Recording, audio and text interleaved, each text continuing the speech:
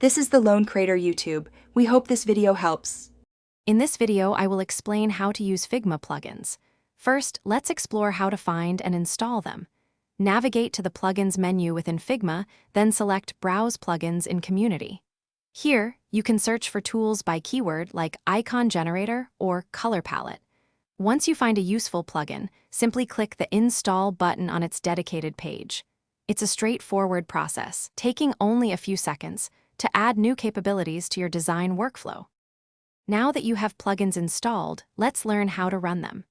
With your Figma file open, go to the Plugins menu, hover over Installed Plugins, and select the one you wish to use. Most plugins will open a small, interactive window on your canvas.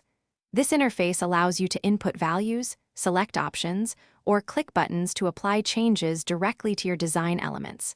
It's an intuitive way to enhance your design process.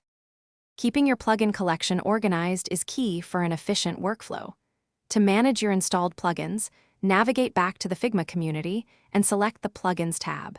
Here, you'll see a comprehensive list of all your installed tools. From this view, you have the option to disable a plugin temporarily or completely uninstall it if it's no longer serving your needs.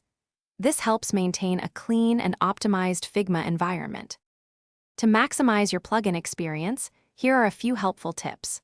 Always read a plugin's description and user reviews before installing to ensure it meets your specific needs. Don't hesitate to experiment with various plugins. You might uncover incredibly efficient new workflows. Also, consider dedicating a small section or page within your Figma file to quickly access your most frequently used plugins, saving you valuable time. Thanks for watching. Consider subscribing if we helped you.